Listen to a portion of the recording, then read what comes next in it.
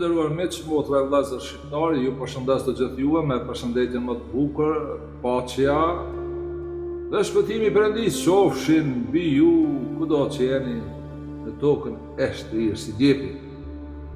Si çdo herë e nisim me emrin e Perëndis, i gjithë mëshirshëm më shpëplot. Ne lutemi vetëm Atij dhe madhrojmë atë në mënyrën që Atij takon t'i lutemi e ta madhrojmë. Bismillahirrahmanirrahim. La shamsu yanbaghi laha an tudrika al-qamara wala al-layla sabiqu an-nahar fa kullun fi falakin yasbahun. As dielli nuk mund të arrijë hënën, as nata nuk mund t'ia kalojë ditës, dhe të gjitha to katër lundrojnë në orbitë. Në këtë video përsëri do të flas për ajetin 14 të surës Yasin nga disa kënde tjera, ta pastrojmë një dilemë të madhe se fjalia e fundit kullun fi falakin yasbahun, që në përkthim të shqipes për ta kuptuar është të gjitha lëndrojnë në trajektoret e tyre, ku popat e sultanit dhe regjimit të tij të ngordhur në emër të sekteve pagane të Bagdadit manipulojnë me këtë fjali se toka bën pjesë në këtë kull. Është e pavërtet, jo e saktë dhe blasfemi, pasi që Allahu këtu po flet për diellin, hënën, natën dhe ditën. Pra nuk po flet për tokën, nuk po e përdor fjalën gjim, mim, ajn, gjema, por kull. Në këtë prezantim do të mësojmë kuptimin e germave j, ja, dhe germën s, sin, të lehtë. Që këto dy germa si diamant janë ajeti i parë në fillim të surës Yasin. Le të shohim një mrekulli të germave të fjalia kullun fi falakin yasbahun, ajetit 14 të surës Yasin, por që përmendet kështu njëjtë edhe në ajetin 33 të surës Al-Anbiya. Tani germat e fjalisë së fundit, që i lumi Allah na tregon se dielli, hëna, nata dhe dita gjinde në fi falak, do t'i përsërisim së bashku. Kullun fi falak. Tani pyes, cila germ është e para këtu nga fillim? A nuk është germa kaf? Cila germ është e para këtu nga fundi? Është germa kaf? Cila germ është e dyta këtu nga fillimi? A nuk është germa lam? Cila germ është e dyta këtu nga fundi? A nuk është germa lam? Cila germ është e treta këtu nga fillimi? A nuk është germa f? Cila germ është e treta këtu nga fundi? A nuk është germa f? Pra, gjithsejt janë 6 germa, nga fillimi dhe nga fundi. Në mes të këtyre germave, si që pesheni në dytorën time, në mbetet germa j, që shkruhet në këtë fjali, por nuk shqiptohet, në fakt është për zgjatje. Mund të më thoni se rreth kujt lëndrojnë këto 6 germa, rreth cilës germë sillen në trajektoret e tyre, a nuk lëndrojnë e sillen rreth germës j, ja. Të nderuar besimtarë, kur ka zbritur Kur'ani famlar, shumica e kanë recituar, mësuar përmendshëm në mënyrë orale. Ju mund të thoni se kjo është e rastësishme, mirë po secila germë, fjalë, emër, folje, fjali e tjerë në Kur'anin famlar përmbajnë thelbin e mrekullisë së Kur'anit të zbritur nga Levi Mahfudh në qiell të dynjas. Tani pak më ndryshe. Allah na tregon në Kur'an se krijimi i qiejve dhe tokës ishte për 6 ditë. Njëjtë kështu e kemi edhe në Bibël. Tani do bëj një rreth me këto 6 germa, do ta lëm germën j në mes, pasi ajo është në mes. E shihni mrekullin? A nuk fillon në fjalin e tretë? Fjala e fundit e Perëndis me germën j, yasbahun, që në shqip mund ta përkthejmë këtu notojnë, lundrojnë. Pra, dielli, hëna, nata dhe dita notojmë në vullnetin dhe caktimin e Perëndisë. Kjo fjalë si folje yesbahun në kohën e tashme fillën modarje prej sin be ha fillon me gërmën ja, sepse edhe kjo sure ku gjendet ajeti 14 fillon me dy gërma, ja dhe sin. Pra, Yasin është ajeti i parë. Yasin. Për praje, nëse Zoti e ka zbritur Kur'anin në arabisht. I surës të gjithashtu quhet Yasin. Sa është e rëndësishme kjo sure? Tradicionalistët thonë se është zemra e Kur'anit, ku këndojnë Yasina për të vdekurit, por asnjëherë nuk e kanë lodhur trurin, sikurse nuk e kam lodhur edhe unë në të kaluarën se kjo traditë për të kënduar Yasina për të vdekurit është ndërtuar mbi diçka, dorëse mund të ketë devijuar nga thelbi gjatë historisë, por është fakt se Yasinat këndohen edhe sot për të vdekurit dhe jetën e tyre në barzat deri në ditën e ringjalljes. Por ne kemi harruar se suratu Yasin lidhet më shumë me gjallët se sa me të vdekurit. Tani e kam thënë disa herë dhe shkruar se gërmat si simbolika iniciale që paraqiten në fillim të disa kaptinave sureve të Kuranit janë aty me ju treguar paganëve të sotshëm të fesë së Bagdadit se Kurani famlar nuk ka zbritur në gjuhën e kombit arab, në gjuhën e fisit Quraysh, siç na kanë imponuar regjimet pushtuese edhe neve shqiptarëve nuk gadishëm ilirik. Kur lexoj libra të përkthyera në lidhje me këto gërma simbolika, Kuranit nga filan fisteka e të tjerë filan fisteka me interpretime janë vetëm paqavure si interpretime asgjë tjetër. Pasi këto gërma nuk interpretohen, nuk bëhen tevil, për shkak se tevil, interpretim Kuranit i ka bërë vetë Allahu, dhe ky interpretim tevil është në Kuran në çdo ajet dhe në 114 surat e librit të Allahut. Hudan lil muttaqin, udhëzim për të devotshmit e jo për secilin. Ne të gjithë e dim se gjuha arabe është gjuhë motër e gjuhës hebreje, të dy këto gjuhë rrjedhin prej arameikishtës dhe i quajmë si gjuhë semite. Ju themi semite pse vin nga djali i madh i Hazreti Nuhut. Ashtu siç e gjejmë në librin e Zanafilës, që thuhet aty se ka qenë para ardhës i Hazreti Ibrahimit, kurse ne dim se Hazreti Ibrahimi ishte patriarku Hanifen, ku sot thirrën të tre fetë e korruptuara, judaizmi, krishterimi dhe muslimanizmi. Është punë e teologëve të gjejnë defektin, të mësojnë se ku e kanë huqur themeluesit e shkollave të tyre.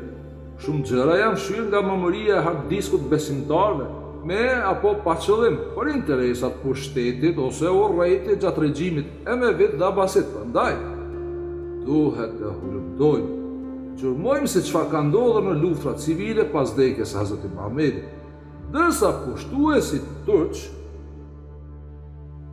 që i okupuan tokat e Arrit kanë qenë të ndikuar fundekrye nga shkollat abasite të Bagdadit. Asnjëherë nuk duhet të harrojmë se Islami, si fe dhe jo besim, dhe shqiptarët e ka imponuar me dhunë regjimi i sultanit. Ashtu e kemi edhe sot për fat të keq, sepse ende nuk e kemi një përpjekje tonën të vetme që mund të themi se kemi diçka autentike shqiptare që Kurani të përkthehet pa dogmat dhe klishet e shkollave të Bagdadit, në fakt të përkthehet dhe kuptohen fjalët e Allahut siç janë kuptuar në kohën e Hazreti Muhamedit sallallahu alaihi wasallam. Kur jemi te gërmat simbolike përmendën në fillim të disa sureve të Kuranit, dua të ju them se nëse referohemi Kuranit, kuptimi i gërmës je, por edhe i të tjerave nuk mund të interpretohen me hamendje, supozime, ka thonë filani, ka thonë fisteki, por duhet të kthehemi në Kuran, të shohim se si janë pozicionuar gërmat të emrat, fjalët e Kuranit. Emrat apo fjalët që fillojnë me gërmën e parë, ja, në rrënjët saj në Kuran, si që është surja Yasin, janë shumë, gjithsej janë 22 fjalë. Tani është shumë e rëndësishme të theksojmë këtu se me germën ja, ndërtohen edhe foljet në kohën e tashme, apo jo? Pra, germa ja është një nga 4 germat që ndërtohet folja në kohën e tashme, fi'lul mudari', siç janë elif, nun, ja dhe te. Gjithashtu, germa ja bën pjesë të ahruful ille, germat e zanorëve siç janë elif, vav dhe ja. Në alfabetin e sotshëm arab, të nxjerrur nga Kurani, germa ja është germa e 28, ndërsa në alfabetin hebraik është germa e 10, në alfabetin e gjuhës shqipe është germa e 14. Kur shohim fjalët që fillojnë me germën ja në Kur'an, kuptojmë se bëhet fjalë për dalje të diçkajt nga diçkaj pa kthim, nuk kthehet aty ku ka qenë. Kemi fjalën jet, dorë, që fillon me germën ja. Ne kemi shprehjen se kur del diçka nga dora, nuk kthehet më. Kemi fjalën jetimen, pa el, një shuese. Nëse humb diçka, nuk kthehet. Nëse të vdes baba ose nana, nuk kthehen më. Kemi emrin e profetit Jusuf, i cili fillon me germën ja. Ndërsa ju e dini se Jusufi doli nga shtëpia e babait të tij Hazreti Jakubit dhe nuk u kthye më. Kemi edhe vetë emrin Jakub, që fillon me germën ja, i cili gjithashtu doli nga shtëpia e Hazreti Ishakut e nuk u kthye më. Kemi fjalën Ya'juj, cila fillon me ja. Kur dalin nuk kthehen kur aty ku kanë qenë në kodrat dhe malet e tokës së rumbullakët sipas kokës Allah e Nisramës, apo jo. Derisa të qelet pende e gjysmë gjujta, dhe ata fillojnë të vërshojnë nga çdo kodrije dhe bregore të poshtë. Dikush ka mundësi me thonë, po qysh s'po ka mundësi me satelita, me po, këtë botën speshojnë, e para nuk është të përnë që këtë që ka në botë është papëtë. Ase ka shumë gjëra që janë në pyje, në bjesh, në kështë mëra, që nuk janë detarisht të fotografuar.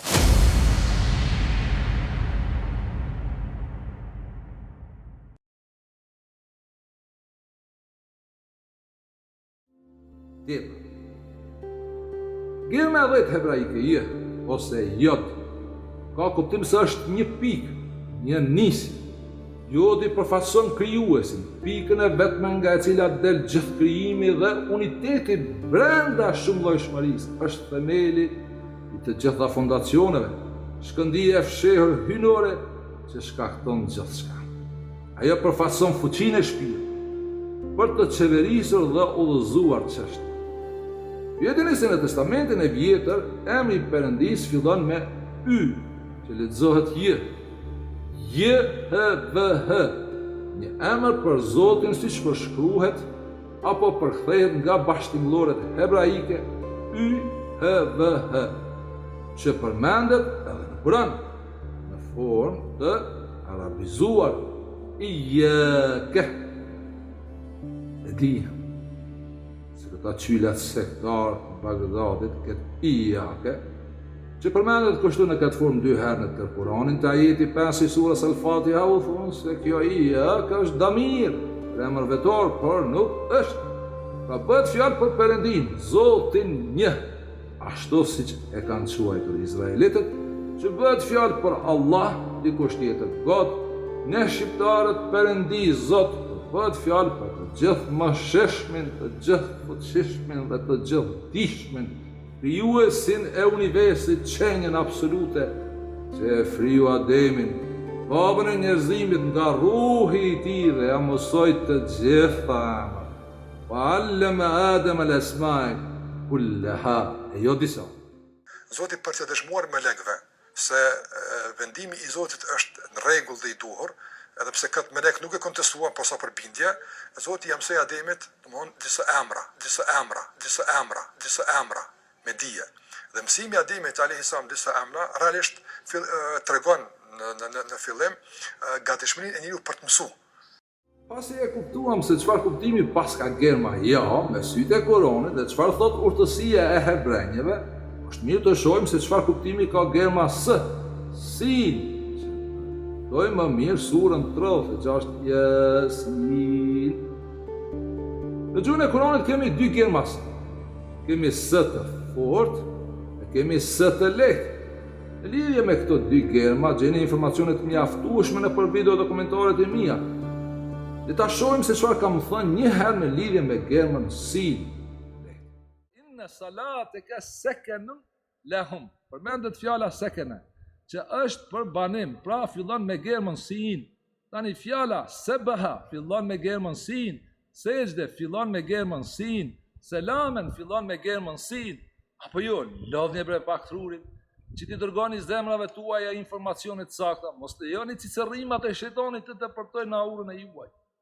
Si që e shihni, unë jam thellë i bindur se pak janë ata që i kopin këto informacione nga Kurani. Ata që i kopin nuk shesin moral të rrënjshëm në emër të muslimanizmit. Dërsa klerikët e muslimanizmit as nuk din të thirrin seancën për qasjen e Kuranit famlar. Janë mjerimi vetë e zeza më e madhe shqiptari. Germa S, sin, është germa e 12 alfabetit arab të nxjerrur prej Kuranit. Sin është simbol i mbështetjes, mbrojtjes dhe kujdesis. Do të thotë të mbështetesh dhe të mbështesësh. Perimetri i sin nënkupton krijuesin dhe brendësia e tij nënkupton krijimin e tij, të cilin ai vazhdimisht e mbështet dhe e mbron. Ajo, sin, paraqet dritën duke treguar providencën e përgjithshme të krijuesit, duke rrethuar dhe mbajtur të gjithë ekzistencën, edhe pse ne e perceptojmë veten si të veçantë në dynjë. Sin është anë e të gjitha formave. Si na mëson të menduarit rrethues, Perëndia na thot të mendojmë për të mirën e tërë, jo vetëm të vetës. Është parim të kuptojmë që mençuria nuk gjendet vetëm në një anë, vetëm në një person, por shpërndahet në të gjitha qenjë. Sin na mëson se për ta njohur krijuesin, duhet të dalim nga vetja jonë e kufizuar, nga ajo që dim dhe nga kufizimet fizike, kushtu që ne mund të vendojmë kontakt me vetveten, shpirtin ton thelbësor për ta njohur Perëndin. Ne duhet të zbrazim veten në mënyrë që ta rimbushim me germën sin në fillim, duke kuptuar germën gjim në mes të fjalës. Sejdë. Si na mëson se sa po të mësojmë të pastrohemi nga të gjitha negativitetet dhe shtrembërimet. Duhet të kontrollojmë egon, të gjejmë për unjësinë e vërtetë dhe të mësojmë të dëgjojmë zërin e mbrëmshëm të shpirtrave tanë, që të ruhemi automatikisht, mbështetemi dhe ndihmohemi në emër të Perëndisë me njëri tjetrin. Të nderuar besimtar, që tregova është vetëm sa një pikë në oqean, aq sa kam arritur unë të shijoj nga nektari mrekullive të Kuranit famlar. Mirë po, derisa është kërkuar nga një anonim, një mrekulli nga Kurani që nuk është mbështetur në dijen e kohës. Unë jam thellë i bindur që edhe sot dija e kohës nuk mund ta sjellë një ajet të ngjashëm se që është ajeti 14 i surës Yasin në Kuranin Fisnik. Ti je i sigurt, nderuar anë, jo ti. Por secili, son nuk e kam bërë asnjë video dokumentar që ti të thuash shahadën para meje, sepse ajo thuhet me zemër, dhe zemrën e kontrollon tjetër kush, e jo unë, e jo ndonjë krijesë tjetër si unë. Fare hiç nuk e lodhi trurin të mendoj të prekin në këtë predispozicion, sepse ky predispozicion është hynor i takon vetëm krijuesit, a ai e udhëzon këdo në rrugën e tij, dhe jo këta klerikët e muslimanizmit në trujet shqip. Që blasfemojnë Kuranin në emër të sekteve të tyre. Thjesht, këtë video dokumentar kam dashur të informoj se Kurani është i modeli gjeocentrik dhe jo heliocentrik. Ku kokat heliocentrike i përgënjeshtrojnë ajetet e Kuranit famlar dhe nuk u skuqet të tyra. Video në radhës do ju flas për kokën heliocentrike të Mulla Enis Ramas, Mitrovica, që i përgënjeshtron ajetet e Kuranit famlar për 2 grosht fam pa pasur zër, presion dhe askuj. Deri atëherë në paraqitjen e radhës nuk mund mbetet tjetër veç se t'ju them paqe selam. Si në fillim ashtu edhe në fund, kudo që jeni duke marrë frim në tokën e shtrirë si djepi dhe miru pafshi.